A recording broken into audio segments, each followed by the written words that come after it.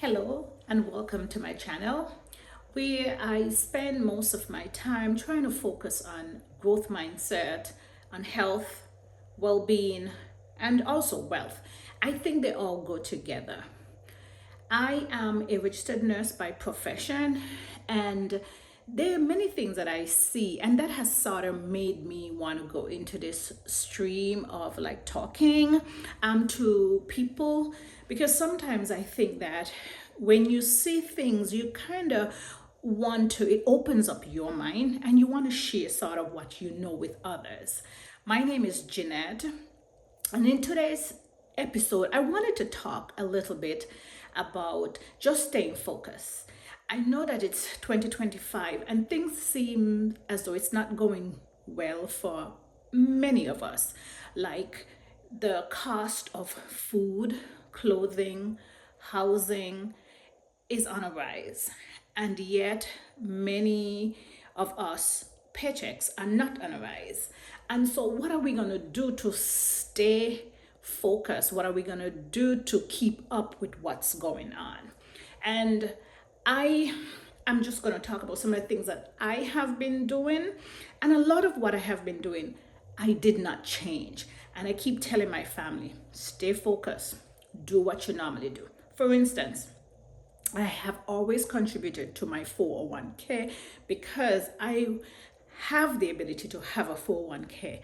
Everybody does not. And that is really difficult, because when you talk about one thing, it's not like you're talking to everybody. Like everybody does not have the ability to contribute to a 401k, which will eventually help you on later in life.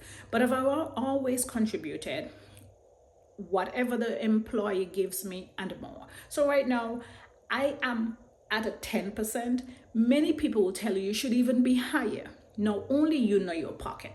And so I am not trying to tell you what you should do or shouldn't do. I'm just saying this is where I reach, because at the end of the day, I can't put away everything for later on and not live today.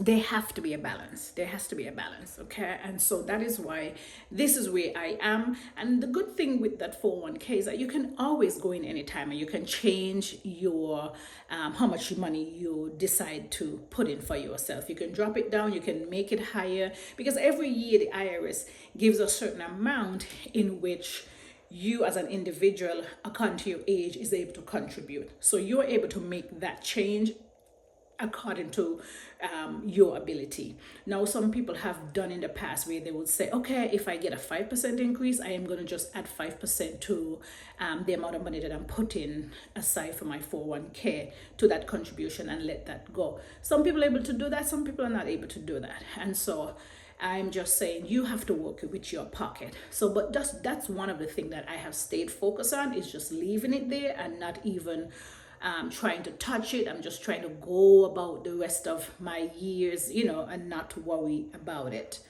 The second thing is that I have always contributed to an IRA outside of my work. So I do have like the Charles Schwab, and I do have a Fidelity. And so I continue putting that money, let that money go into that account. And whatever happens, happens. I know right now we're talking about the stock market. It is not the best. I know that. I try not to even look at it.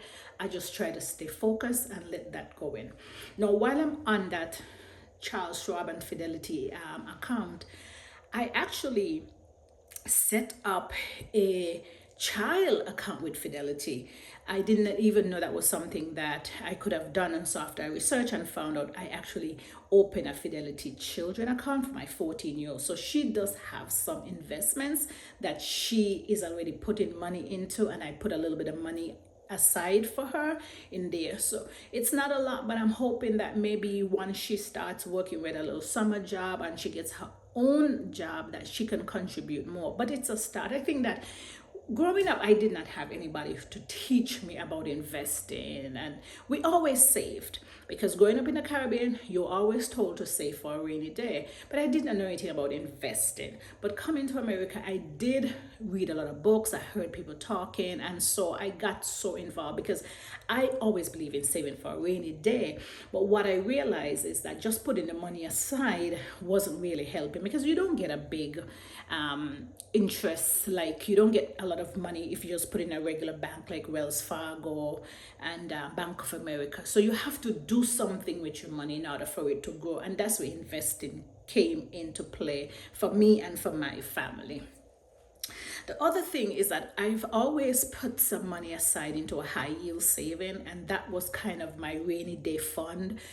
Like right now, my 14-year-old keeps saying, "Mom, I need a car because the ones that you all drive is too big." And so I know that that's going to probably be one of the things I may have to dip in the fund and get some money from in order to give it to her. But that money is sort of there for if I need it for anything, for an emergency. I guess that's why it's called an emergency fund, so that hopefully I don't have to go into my investments and take money away from it. So that's just another thing that I continue to do.